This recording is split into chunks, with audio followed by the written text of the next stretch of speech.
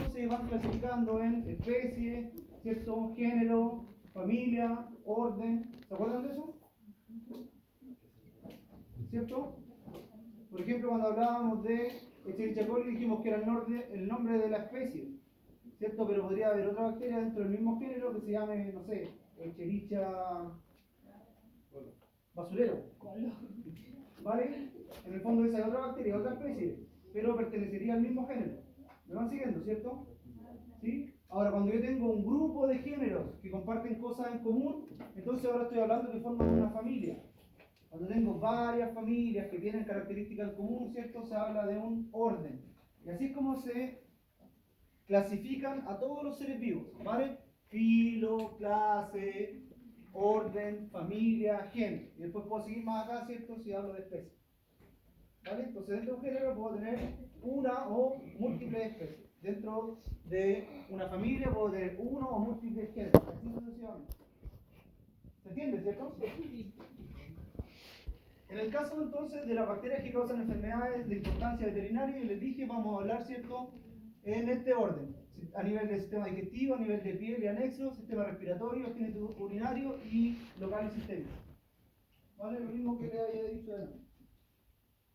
A nivel gastrointestinal, ¿cierto? Lo primero que tenemos que pensar son las bacterias que pertenecen a la familia Enterobacteriaceae. ¿Vale? Enterobacterias, para los amigos. Ahí está escrito, ¿cierto? Son bacterias anaerobias facultativas. Acuérdense que si estamos, ¿cierto?, creciendo en los intestinos, ahí, ¿qué creen ustedes? ¿Ahí no hay oxígeno? No. No, ¿cierto? Entonces, en este caso, son anaerobios facultativos porque tienen la opción de también crecer en presencia de oxígeno. Para ellas, el oxígeno, digamos, no es tóxico. Tienen la chance de crecer en ambos tipos, ¿ya? Con o sin oxígeno. Se clasifican también dependiendo del serotipo. ¿Qué significa el serotipo? Es, ¿cierto?, que su antígeno, su flagelo, ¿cierto?, tiene un antígeno de un tipo o del otro. Si es que su LPS, ¿cierto?, tiene un antígeno de un tipo o de otro, a eso se le llama serotipo. ¿Ya? Por ejemplo, si le pone número, el O, súper importante, el O se refiere al antígeno del LPS.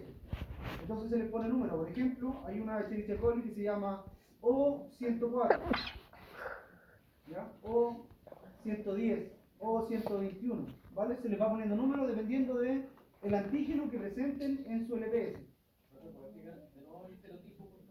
Vale. Serotipo, hablamos de una especie, por ejemplo, Escherichia coli puede presentar distintos serotipos dependiendo si hay cambios en un antígeno en particular. Por ejemplo, aquí yo les muestro 3 antígenos. O es el antígeno del LPS, H es el antígeno flagelar, K es el antígeno capsular. Entonces yo puedo tener una Escherichia coli, por ejemplo, O104H5. ¿Ya? Estaríamos en presencia de una bacteria, ¿cierto?, que tiene un LPS de tipo 104 y que tiene además un flagelo de tipo 5. ¿Sí? H es flagelar, antígeno flagelar. Entonces dicho en resumen, en palabras simples, son pequeñas variaciones que presentan, ¿cierto?, estas especies. ¿Vale? Pero estamos todo el rato hablando de una misma especie. ¿Se entiende, cierto? Era como el COVID. ¿Se acuerdan que en el COVID hablaban de que igual había una cepa, ¿cierto?, que era distinta, que apareció en Inglaterra, después apareció una cepa distinta en Australia? ¿Se acuerdan o no? En el fondo es el mismo virus, pero con pequeñas variaciones. Esas variaciones tienen un resultado a nivel de antígeno. Entonces, ahora la proteína, ¿cierto?, que reconoce nuestro sistema inmunológico, ¿cierto? Dijimos que los microorganismos presentan el antígeno y lo que genera nuestro cuerpo se llama anticuerpo, ¿cierto? Entonces, cuando reconoce el antígeno, si hay una variedad, ahora ya yo no voy a reconocer los antígenos. De ahí se habla de serotipo o de cepas, cuando hablamos en el caso del COVID. ¿Ya? En bacterias hablamos de serotipos. Son ubicuos. ¿Saben lo que significa que sean ubicuos? Que se pueden encontrar en cualquier parte. ¿Ya? Estas bacterias, si bien se llaman enterobacterias, ¿cierto? Entero viene de que crecen en los intestinos. Entero significa en latín intestino, ¿vale? Si bien se llaman enterobacterias, también pueden crecer en el agua, pueden crecer en el suelo, en aguas de río, en agua de mar, en lagunas, ¿vale? También pueden crecer a nivel ambiental. No son ¿cierto?, patógenos estrictos. ¿Está bien? ¿Vale? Entonces, se llaman enterobacterias, pero es una familia. ¿Cuál es la principal de esta? Es la Escherichia coli, es una enterobacteria, ¿vale? Pero también sus primas están en la misma familia. Por ejemplo, la salmonela. Ya que hoy día voy a hablar solamente de dos, de la Escherichia coli y de la salmonela, pero hay otras, ¿vale?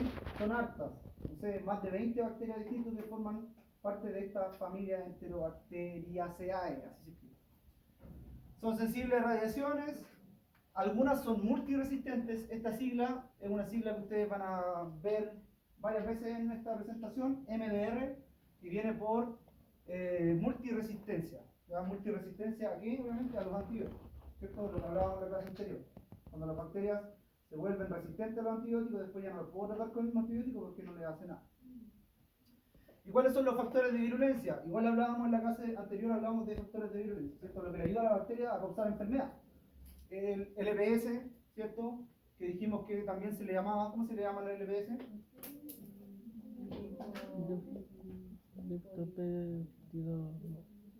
Significa lipopolisacárido, es una sigla, ¿cierto? LPS significa lipopolisacárido. Pero en la clase pasada yo dije que también se le conoce como la endotoxina, ¿vale? Porque es una toxina que nunca es liberada al ambiente, sino que siempre está, ¿cierto?, en la superficie de las bacterias. ¿Bacterias de qué tipo? Gram negativas solamente tienen LPS, ¿cierto? Eso ya lo sabemos desde las clases de la unidad 1. Solo las gram negativas tienen LPS. ¿Cómo dices? Lipopolisacárido, eso significa la abreviatura, endotoxina. Endotoxina, ¿sí? Cápsula, ¿cierto? Algunas bacterias que poseen cápsula, esa cápsula también se considera un factor de virulencia porque le ayuda a resistir, ¿cierto?, al sistema inmune, le ayuda a escaparse de los macrófagos, le ayuda a varias cosas. Fimbria, ¿cierto? Hablábamos de que las fimbrias también en la clase anterior dijimos que le podía ayudar a qué a las bacterias, a adherirse, ¿cierto? Muy bien, adherirse, ¿vale? Le ayudan a adherirse a las bacterias, ¿cierto? Que tienen que adherirse a una superficie, ¿cierto?, en un tejido para poder proliferar y causar infección. Enterotoxinas, ¿vale? Son toxinas producidas por enterobacterias.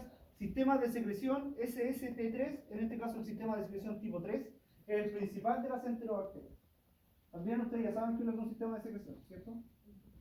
Son esta maquinaria que tienen algunas bacterias que le permite, ¿cierto?, inyectar toxinas, por ejemplo, ¿cierto?, a una célula para causar la enfermedad.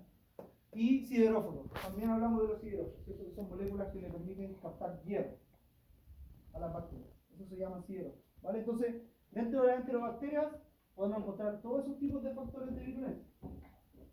Como les digo, yo les voy a hablar hoy día de dos enterobacterias solamente. La primera, salmonela. Creo que ya les he hablado antes de salmonela, por ahí, siempre la nombro. Es una bacteria muy parecida a la Escherichia coli, pertenece a la misma familia, ¿vale? Tiene algunas diferencias.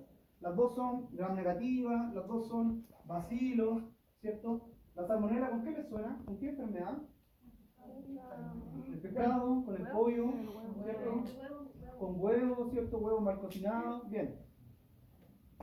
La verdad es que el género Salmonella contiene diversas especies, ¿vale? Es un género donde hay varias especies. La más común, diría yo,